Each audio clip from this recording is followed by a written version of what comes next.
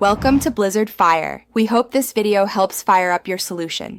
You begin by granting the app the exact permissions it needs so it can monitor messages reliably.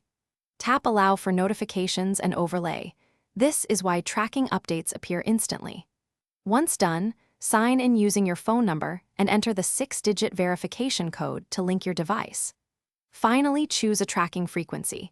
Pick 1 minute for near real-time, 5 minutes to save battery, or manual scan when you prefer. These steps unlock the core features and prevent missed data. Now you configure what to track and how often it runs in the background. You select target chats or groups and exclude any contact you don't want monitored. That keeps results relevant. Enable filters for unread messages, media types, or set keyword alerts so you get notified only when it matters. Make sure to balance the battery saver settings. Raise the interval to save power or lower it to increase responsiveness, and set data retention days according to privacy needs. Finish by validating results and securing the data.